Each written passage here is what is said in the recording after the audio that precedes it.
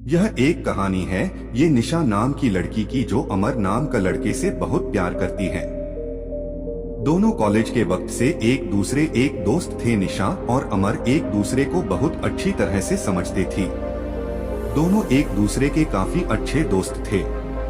निशा और अमर हर मुश्किल वक्त में एक दूसरे का साथ देते थे और खुशी के मौके पर भी वो एक दूसरे के साथ होते थे। जब कभी अमर को कोई मुश्किल होती तो निशा हर हाल में उसका साथ देती थी। इसी तरह जब कभी निशा को मुश्किल का सामना करता पड़ता तब अमर उसके साथ होता और इसी तरह ये दोनों एक दूसरे का साथ निभाते गए और दोनों के बीच में मोहब्बत हो गई। वक्त के साथ साथ दोनों की मोहब्बत काफी गहरी होती गई।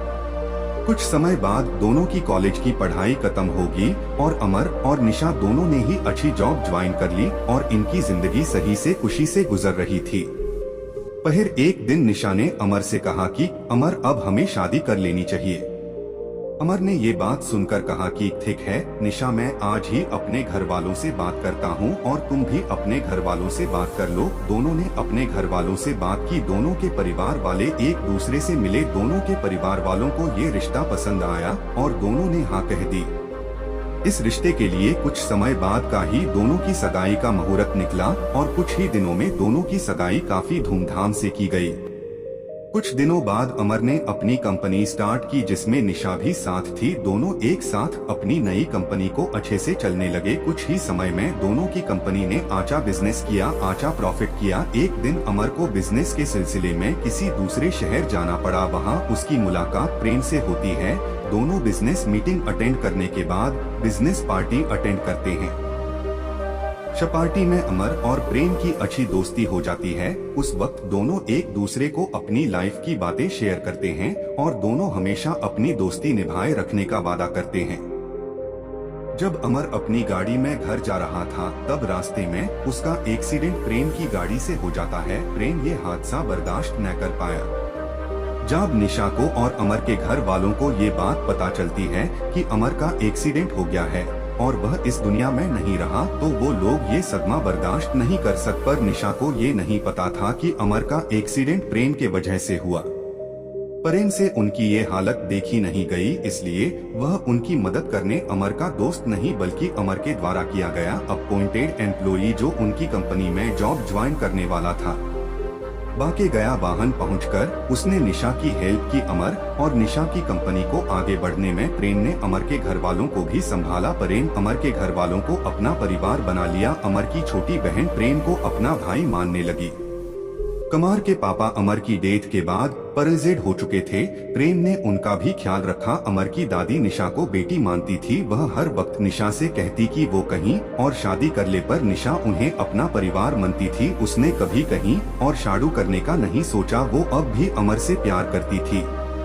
प्रेम धीरे धीरे करके उनके परिवार का हिस्सा बन चुका था। धीरे धीरे प्रेम निशा से प्यार करने लगा था।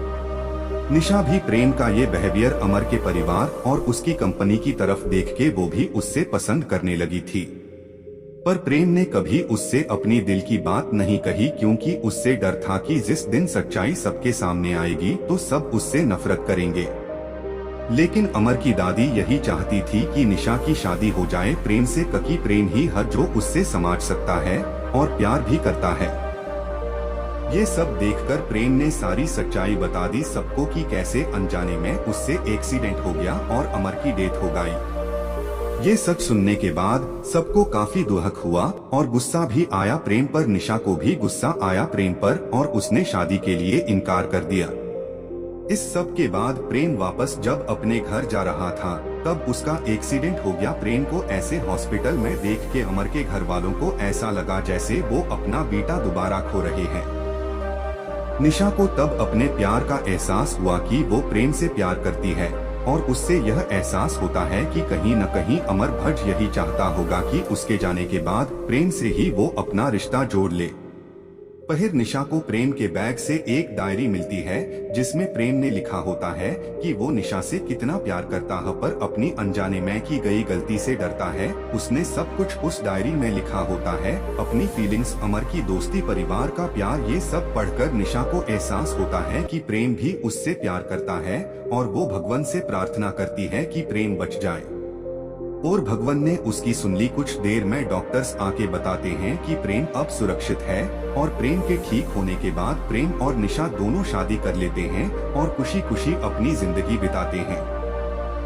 और निशा, जिसको लगता था कि वो अब किसी से प्यार नहीं कर पाएगी, ये मान लेती है कि दोबारा किसी और से सच्चा प्यार किया जा सकता है। एक कॉलोनी में एक पार्टी का आयोजन हुआ जिसमें कॉलोनी के सभी शादीशुदा जोड़ों को बुलाया गया।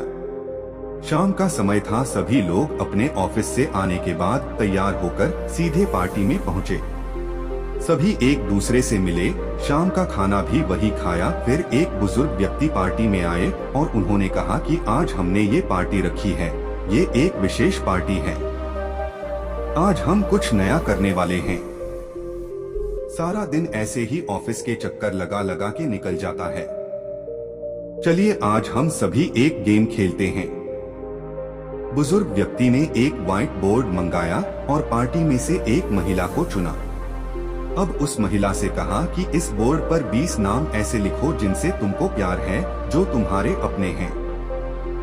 उस महिला ने अपने माँ, पिता, पति, बच्चा, सगे संबंधियों और पड़ोसियों के नाम लिख दिए। अब वो बुजुर्ग मुस्कुराए और बोले, चलो अब इनमें से ऐसे 6 नाम मिटा दो जो तुम्हें कम पसंद हैं और जिनके बिना तुम आसानी से रह सकती हो। महिला थोड़ी सकुचाई, लेकिन फिर जब बुजुर्ग ने जोर दिया तो लड़की ने अपने पड़ोसियों के नाम मिटा दिए। सारे लोग बड़े ही गौर से ये सब देख रहे थे। अब बुजुर्ग ने महिला से कहा कि चलो इसमें से 10 नाम और मिटा दो जिनको तुम कम प्यार करती हो। महिला ने फिर अपने सगे संबंधियों के नाम मिटा दिए। अब बोर्ड पर केवल 4 नाम बचे हुए थे, माँ, पिता, पति और बच्चा। सारे लोग दिल थाम के बैठे हुए थे कि सहसा ही बुजुर्ग ने फिर विनती की कि बेटी इनमें से 2 नाम और मिटा दो। अब वो महिला बड़ी ही दुविधा में फंस गई। गेम तो वो महिला खेल रही थी, लेकिन वहाँ उपस्थित सभी लोगों की सांस मानो अटकी हुई थी। बहुत जोर देने पर महिला ने रोते हुए अपने माँ बाप का नाम बोर्ड से मिटा दिया। बोर्ड पर अब केवल 2 नाम थे, पति और बच्चा। अब बुजुर्ग ने फिर कहा, शाबाश बेटी, चलो अब इसमें से एक नाम और मिटा दो। वो महिला बड़े ही असमंजस में फंस गई, लेकिन फिर बुजुर्ग ने हौसला दिलाया कि यह सिर्फ एक गेम है, तुम एक नाम और मिटाओ। महिला आगे बढ़ी और उसने अपने बच्चे का नाम मिटा दिया। अब बोर्ड पर केवल उसके पति का नाम था। अब बुजुर्ग ने उस महिला को वापस अपनी सीट पर बैठने को बोल दिया और अब वहां बैठे सभी लोगों से बुजुर्ग ने सवाल किया कि ऐसा क्यों हुआ कि केवल पति का ही नाम इस बोर्ड पर रह गया। लेकिन किसी से जवाब नहीं दिया गया। बुजुर्ग ने वापस उस महिला को बुलाया और पूछा कि आपने अपने पति का ही नाम बोर्ड पर क्यों छोड़ा? आपके माता पिता ने आपको जन्म दिया है, आपने उनका भी नाम मिटा दिया और जिस बच्चे को आपने अपनी कोख से जन्म दिया है उसका भी नाम आपने मिटा दिया, ऐसा क्यों? महिला बोली, सर, मैं अपने माता पिता से भी प्यार करती हूँ, लेकिन मेरे माता पिता बूढ़े हो चुके हैं और वो जल्द ही मुझे छोड़कर चले जाएंगे। मैं अपने बेटे से भी प्यार करती हूँ, लेकिन न जाने बड़े होकर वो मेरा साथ देगा या नहीं। लेकिन मेरे पति जब तक मेरे साथ हैं, तब तक मेरे प्राणों में प्राण हैं। मैं उनकी अर्धांगिनी हूँ, वो मेरा आधा शरीर बनकर मेरा साथ देंगे और जीवन भर मेरा हर सुख दुख में साथ देंगे। इसलिए मुझे मेरे पति सबसे अधिक प्रिय हैं। महिला की बात सुनकर सारा माहौल तालियों की गड़गड़ाहट से गूंजने लगा। सभी लोग उस महिला के विचारों की प्रशंसा कर रहे थे। तब बुजुर्ग व्यक्ति ने कहा, ये तो हमने आज गेम खेला है, चलिए गेम की मस्ती अपनी जगह है, लेकिन इस गेम में आपके जीवन की सच्चाई छिपी है। पति और पत्नी एक दूसरे का आधा शरीर होते हैं और एक दूजे के बिना जीवन बहुत दुष्कर है। इसलिए सभी पति पत्नियों को चाहिए कि एक दूसरे के प्रेम की इज्जत करें और हर सुख दुख में एक दूसरे का साथ निभाएं, तभी विवाह का असली अर्थ सार्थक होगा। यह प्रेम कहानी एक लड़की की है। वह लड़की रोज शाम को टहलने के लिए अपने नाजिद के मैदान में जाती थी। एक दिन उसे एक लड़का उस मैदान में दिखा। वह उस मैदान में छोटे बच्चों के लिए गुब्बारे दे रही थी। अन्यत्र देखकर लड़की खुद को ना रोके। उसने तुरंत ही लड़के के पास जाकर कहा, तुम इन बच्चों को गुब्बारे क्यों दे रहे हो? इस पर उस लड़के ने कहा, मुझे बच्चा काफी पसंद है, मैं इस बच्चे को रोज कुछ ना कुछ देता हूँ। अगर मेरे पास कुछ नहीं होता है तो मैं सीखता हूँ, हिंदी कहानी कहता हूँ। यह बात लड़की को बहुत अच्छी लगी। वह लड़की भी बच्चों से काफी प्यार करती थी। अब वह दोनों बच्चों के लिए रोज कुछ उपहार लेकर आती हैं और बच्चों को कहानी सुनाते थे। एक दिन लड़की ने लड़के से कहा, मेरे पास अब बच्चों की कहानी सुनने के लिए कहानी नहीं है। मैंने आसान भी कहानी सिद्धांत या पढ़ा था। बच्चों को पढ़ाया गया। इस पर बच्चे ने कहा, तुम कहानी के लिए पर जाओ करो, वहाँ पर तुम्हारी बहुत सारी कहानी पढ़ने को मिलती है। अब उन्हें ऐसी ही बात लगी। एक दिन लड़के को समझ आया कि उससे प्यार हो गया है, लेकिन लड़की को अभी तक पता नहीं चला। समय के साथ अब वह दोनों काफी करीब आ गए हैं। प्रेम अंधा होता है। अब वह एक समय भी एक दूसरे के बिना नहीं रह गए थे। इसके बाद दोनों को समझ आया कि उन्हें प्यार हो गया है। अब उन्होंने यह बात अपने घर वालों से कही। घर वाले भी थीम लेकर राजी हो गए। बस अब किया था। उनके प्यार के बाद एक दूसरे से शादी भी हो गई।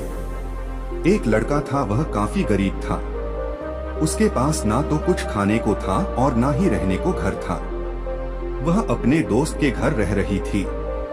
उन्होंने एक छोटी सी कंपनी में पेंटिंग का काम शुरू कर दिया। धीरे धीरे उसके पास काफी पैसे भी हो गए। बाद में वह काफी अमीर भी हो गए, लेकिन अभी भी उनके अंदर कुछ कमी का पता चला था। जब वह छोटी थीं तभी उनके माता पिता इस दुनिया से चले गए थे। उन्हें कभी प्यार को नहीं पता था। एक दिन जब वह अपने किसी काम से बाहर था तो उसे एक लड़की मिली जो काफी अच्छी और खूबसूरत थी। देखते ही देखते इस लड़की को उस लड़के से प्यार हो गया। वह काफी देर तक उस लड़के को खाना बनाती रही। कुछ देर बाद वह लड़की वहां से चली गई। कुछ दिनों से यह लड़का उस लड़की की तलाश में था, लेकिन लड़की नहीं मिली। लेकिन नेति ने उस लड़की से इस लड़की को मिला दिया। वह इस लड़के के घर काम की तलाश में थी। लड़के ने लड़की को तुरंत घर पर काम के लिए रख लिया। जब वह लड़की इस लड़के से इस मुलाकात में आई थी तो उस समय इस लड़के ने कुछ शब्द भी साफ से नहीं बोल पा रहा था। जिस लड़की को लगा कि यह लड़का गूंज रहा है। लड़के को भी पता था कि ये लड़की हमें गैंग समझती है। इसके साथ ही लड़की को ये समझ आया कि यहाँ लड़का इस घर का नौकर है, न कि मालिक है। अब जब भी यह लड़का उस लड़की के पास जाता है तो गंगा बन जाती है। धीरे धीरे वह लड़की इस लड़के पर काफी रहम खाने लगी। अब उसे इस लड़के के लाचारी पर प्यार होने लगा। लेकिन फिर वह लड़की एक बात से डरकर पीछे हट गई थी। इस लड़की के भी माता पिता बचपन में ही मर चुके थे। इस लड़की को चाचा ने पाला था और वह चाहता था कि वह जब तक जिंदा रहे यह लड़की अपने घर और पीने का पैसा दे। लड़की का प्रेम हद से भी बाहर जाने लगा। लड़के की एक मिसाल पर भी वह लड़की दौड़ते हुए उस लड़के के पास पहुंच गई थी। अब लड़के को भी समझ आ गया कि इस लड़की का मैरी लव हो गया है। लड़का भी बहुत ज्यादा उस लड़की से प्यार करता था। उसने पहले लड़की के बारे में सब कुछ पता किया। जब उसे सब पता चला तो वह बहुत रोया, क्योंकि उसने गूंगे का झूठ बोला था। अब वह दिन रात रोता है। लड़की अपने पेट में से लड़के का इलाज पति को सलाह दी गई थी। एक दिन सुबह ही उस लड़की को पता चला कि वह बॉय हॉस्पिटल में भर्ती है। वह दौड़ते हुए जब हॉस्पिटल में पहुंची तो उसने देखा कि एक लड़के का बिस्तर पर पड़ा हुआ है। उसकी आसपास काफी मशीन लगी थी। जब लड़की डॉक्टर के पास गई तो डॉक्टर ने उसे बताया कि लड़का अब बोल नहीं पाएगा। उसने अपनी जीभ काटने की कोशिश की है। इसके साथ ही डॉक्टर ने उस लड़की को एक पत्र दिया। उस पत्र में लिखा था, मैं एक बहुत धनी लड़का हूँ, जिसके घर में तुम काम करते हो उस घर का मालिक मैं ही हूँ। लेकिन इसके साथ ही मुझे पता चला कि एक बहुत बड़ा झूठ बोला है कि मैं एक गूंगा हूँ। अब इस झूठ का प्रायश्चित करने के लिए मैं ऐसा काम करने जा रहा हूँ। इसके साथ ही तुम मेरे घर से मेरे मैनेजर से पैसे लेकर अपने चाचा को दे देना और एक नई जिंदगी की शुरुआत करना। अगर हो सके तो मुझे माफ कर देना स्पष्ट। इस पत्र को पढ़ने के बाद उस लड़की की आंखों से आंखें भर आईं। वह दौड़ते हुए मंदिर में गया। भगवान के सामने की महिमा, जब तक वह बोला तब तक वह कुछ भी नहीं सोचता था। खैर ही वह मर क्यों न जाए। यहाँ डॉक्टर भी उस लड़के का इलाज कर रहे थे। ईश्वर ने दोनों के मन की बात काबूल कर ली और अब लड़का बोला, लेकिन वह अपनी याददाश्त को खो गया। अब उसे कुछ भी याद नहीं था। अब इसके बाद लड़की ने अपनी याददाश्त के लिए काफी कुछ किया, लेकिन याददाश्त न आ सका। अगर प्रेम की नींव को झूठ पर रखा जाए तो वह गिर ही जाती है।